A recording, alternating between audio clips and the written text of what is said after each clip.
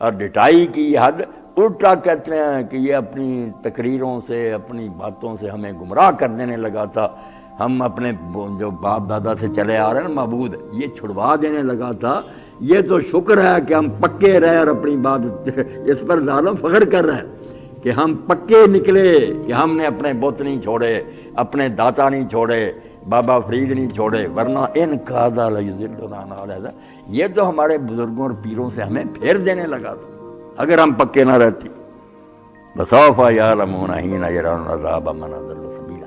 اب اللہ تعالیٰ نے ایک ہی بات کہی، ہاں جمے رہو، مگر جب عذاب کو دیکھو گے نا اس وقت تمہیں پتہ چلے جائے گا کہ تم ہدایت پر تھے یا گمراہ تھے۔ اس وقت آنکھیں کھلیں گی کہ ہم بھٹکے، یہ نہیں گمراہ ہمیں کر رہا تھا، گمراہ ہم تھے، یہ تو سیدھی راہ۔ اس وقت پختہ حل ہوگا۔ ارأیت من اتخذ الہہ ہوا۔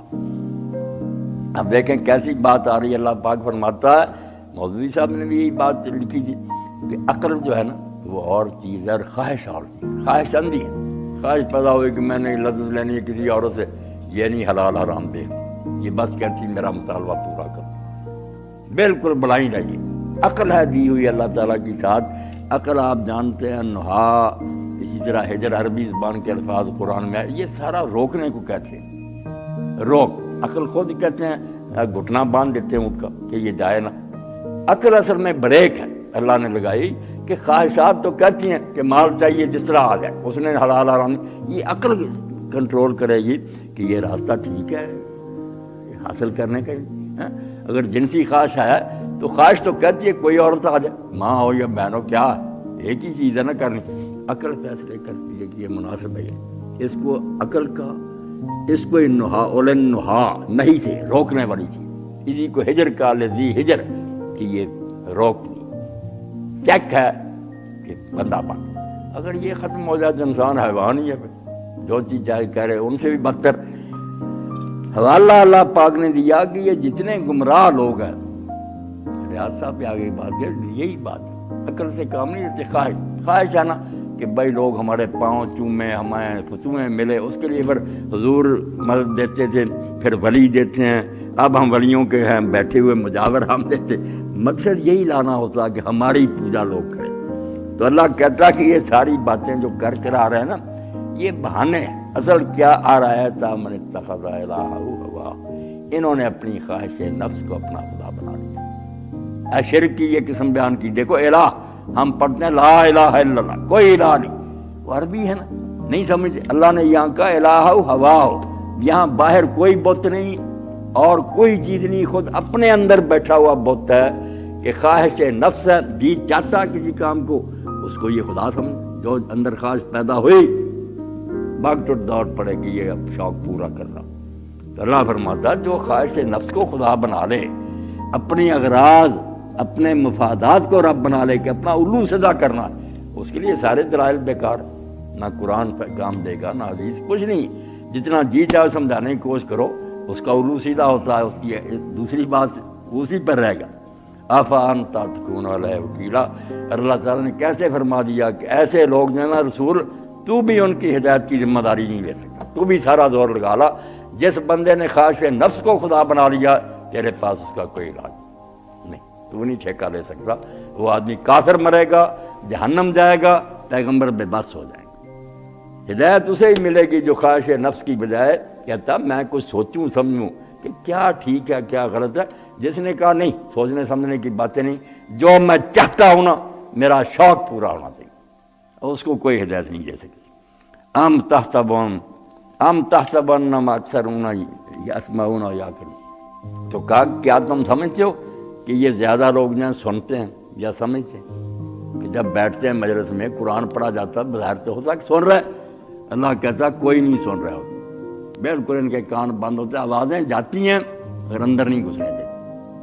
تم سمجھتے ہو کہ یہ زیادہ جو لوگ بیٹھے ہوئے ہیں حضور کے پاس یہ سن رہے ہیں یا سمجھ رہے ہیں؟ فرمایا نہیں ہے، ہم اللہ کا نام یہ چار پایوں کی طرح ہے، بل هم اضل سبیلا، بلکہ ان سے بھی زیادہ گمراہ۔ چار پایوں کو تو یہ صلاحیت ملی نہیں تھی بیچاروں کو، استعداد نہیں ہے، ان کو رب نے یہ نعمت دی ہے مگر پھر اس سے پورا فائدہ نہیں اٹھاتے۔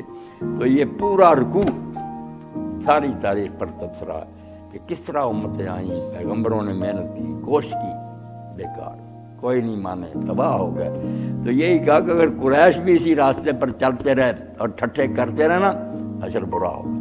اس لیے حضور علیہ السلام نے کہا میں تلوار لے کر بھیجا گیا ہوں، صرف زبانی باتیں نہیں، آگے آسمانی عذاب آتے تھے، تمہارا حشر میرے ہاتھ سے ہوگا، پھر نہیں مانو گے تو اللہ کی بدشت الکبریٰ، تم سامنا کرو گے ایسی مصیبت کا، اللہ پکڑے گا۔ اور واقعی پھر میدان بدر میں پکڑے گئے، 70 مرے، اور اللہ کے رسول علیہ السلام نے 3 دن کیمپ وہاں رکھا، گیا نہیں وہاں سے، اور ساری لاشیں ان سرداروں کی گھسیٹ کر مردار کی طرح کنویں میں پھینکی قریب بدر۔ اب بھی وہ نشانات موجود ہیں، ٹھیک ہے وہ قبریں وغیرہ نہیں رہی، مگر وہ گڑھا اور جہاں وہ پھینکے گئے تھے، اللہ کے رسول علیہ السلام پھر سرانے کھڑے ہوئے اور ایک ایک کا نام لے کر کہا کہ عتبہ، شیبہ، ولید، فلاں فلاں، جو وعدے میں نے تمہارے ساتھ کیے تھے کہ اگر نہیں مانو گے انجام ہوگا، کیا تم نے وہ وعدے سچے پائے؟ ہوا ایسا کہ نہیں؟ تو حضرت عمر رضی اللہ عنہ نے کہا یا رسول اللہ، آپ ان ڈھانچوں سے باتیں کر رہے ہیں جن میں روحیں ہیں، ان میں جانے نہیں ہیں، ان جسموں سے باتیں کر رہے ہیں، یہ سنتے ہیں؟ تو اللہ کے رسول علیہ السلام نے فرمایا تم سے زیادہ سن رہے ہیں مگر اب جواب نہیں دے سکتے، میری باتیں اللہ سنوا رہا ہے ان کو۔ لوگوں نے اس سے نکال لیا کہ مردے سنتے نہیں، وہ حضرت قتادہ نے کہا کہ اللہ نے وقتی طور پر ان کو یہ زندگی دی کہ آپ کی باتیں سن کر ان کو پوری طرح دکھ پہنچے کہ جس کی مخالفت کرتے رہا، سن رہے نا تم ٹھٹھے کرتے تھے، اب اس کے منہ سے سنو کہ تمہارا انجام کیا۔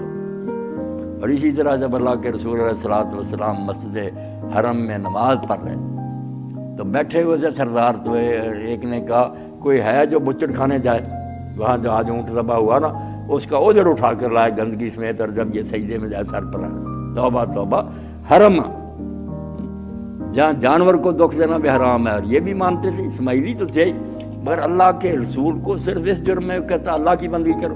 آپ سجدے میں گئے، یہ عقبہ بن ابی معاذ جس کے بیٹے ولید کو حضرت عثمان رضی نے پھر گورنر بنا دیا، شرابی، وہ ولید جس کا باپ تھا نا عقبہ میں، اس نامراد نے یہ کام کی، آیا ادھر گندگی سے بھرا ہوا، اتنا بھاری رکھ لی، آپ سے سر نہیں اٹھایا گیا۔ پھر گھر جا کر کسی نے بات کی کہ اللہ کے رسول کے ساتھ تو یہ ہوا۔ صحیح بخاری میں حضرت فاطمہ آئیں، چھوٹی تھی، اتار رہی تھی اور رو رہی تھی، دھو رہی تھی، تو آپ نے بعد میں کہا بیٹی تو سمجھتی ہے کہ تیرے باپ کو اللہ تعالیٰ اسی طرح بےکس چھوڑے رکھے گا، اسی طرح ظلم میرے ساتھ ہوتے رہے، اللہ خبر نہیں، میری مدد اللہ کرے گا۔ اور پھر آپ نے دعا کی، نام لے کر ایک ایک کا نام لے کر کہا کہ اللہ اس کو پکڑ لے، اور وہ سارے پھر ابن مسعود فرماتے ہیں میں نے دیکھا کہ اس گڑھے میں اس دن بدر میں پھینکے گئے وہ نامراد، اور ان کی لاشوں پر کھڑے ہو کر پیغمبر علیہ السلام نے کہا۔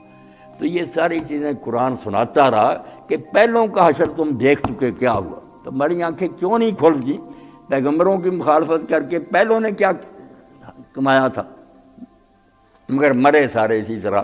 اور اب بھی جو ہم بددل ہوتے ہیں نا کہ ہم یار سچی بات سناتے ہیں دین کے لیے، مگر 2-4 آدمیوں کے ساتھ درس سننے میں کوئی نہیں آتا، تو یہی اللہ تسلی دیتا ہے کہ پہلے یہ کب کافرہ در کافرہ آئے ہیں نبیوں کی بات سن، پیچھے پڑھ بات سنائی مانی نہیں، تباہ ہوئے۔ آپ اپنا کام کرتے رہیں، دعوت دیتے رہیں، ایک آدمی سنے یا نہ سنے۔ اللہ کے رسول علیہ السلام کی بات ہمارے لیے کیسی تسکین بخش ہے۔ آپ نے فرمایا مجھے اللہ تعالیٰ نے پچھلے پیغمبر دکھائے، سارے پردے ہٹائے گئے، تو کئی نبی میں نے ایسے دیکھے کہ ایک آدمی تھا ساری زندگی ان کے ساتھ ملا، بعضوں کے ساتھ بہت کوئی امت نہیں، بات ہی نہیں سنی کم بختوں نے، صرف موسیٰ علیہ السلام کی امت بہت بڑی نظر آئی، اور پھر میری امت تو اسی مشرق مغرب سے پھیل گئی۔ تو دین کا کام ہی ایسا سمجھے بالکل بے لذت اور کڑوا گھونٹ، سوائے نہ یہ نیم پینے کے، نیم جیسے نا نیم، وہ نیم کو گھونٹ لیں، یہ کتنی کڑوی، ایک گھونٹ ہے، بس وہی بات جو وارث شاہ کہہ گیا نا، کوڑا بک بکا سواد ہے جو کے اندر، یہی گھونٹ کے پیونی نیم، یہ درویشی اور فقیری اور اسلام، کوڑا بک بکا سواد ہے جو کے اندر، یہی گھونٹ کے پیونی نیم۔ مگر پیغمبروں کے ذمہ یہی لگا، یہی کام جو ہے نا کہ لینا دینا کچھ نہیں، کوئی اجر نہیں مانگنا، خیر خواہی کرنی ہے۔ تو نعیم صدیقی مرحوم رحمۃ اللہ علیہ نے پھر جب یہ طائف کا واقعہ اس کا ذکر کیا، لمبی نعت تھی، تو اس میں پھر آتا جن کی بلائی چاہے، اللہ رحمۃ اللہ کیسے منظر کیسے کی ہے کہ اللہ کے رسول نے جن کی بہتری چاہی کہ یہ جنت میں چلے، جن کی بھلائی چاہی دکھایا انہی نے دل، پھر بھی انہی کی خیر مناتا ہوا جائے۔ فرشتہ بھیج دیا اللہ نے جبریل علیہ السلام کے ساتھ کہ یہ ملک الجبال حاضر ہے، پہاڑوں کا فرشتہ، آپ کہیں تو جن دو پہاڑوں کے درمیان مکہ اور طائف آباد ہے ان کا آپس میں ملا دیا جائے اور یہ دونوں بستیاں کچل دی جائیں۔ تو اللہ کے رسول کا دل گردہ دیکھے نا، آپ نے کہا نہیں میں یہ نہیں چاہتا، شاید ان کی پشت سے کوئی لا الہ الا اللہ کہنے والا پیدا ہو۔ اس کو کہا نا کہ جن کی بھلائی چاہی دکھایا انہی نے دل، پھر بھی انہی کی خیر مناتا ہوا۔ طائف میں سرو ناز، دیکھیں نا چکزائی صاحب منظر بیان، طائف میں سرو ناز رواں ہے وہ دیکھیے، پتھر وہ کھاتا جوہر اٹھاتا ہوا جائے۔ پتھروں کی بارش ہو رہی ہے پاک اور مقدس ترین انسان پر، جس سے بہتر کوئی رب نے پیدا ہی نہیں کی، اس کا خون بہ رہا اور لوگ مذاق کر رہے ہیں۔ تو دین ایسی بات، اللہ کہتا ہے کوئی بات نہیں، کرتے رہو، معاملہ میرے سپرد کرو، آخر اللہ المصیر، لوٹ کر میرے ہی پاس آنا۔ وآخر دعوانا الحمدللہ رب العالمین، صلی اللہ تعالی علی خیر خلقہ محمد و آلہ وصحبہ۔ حکیم صاحب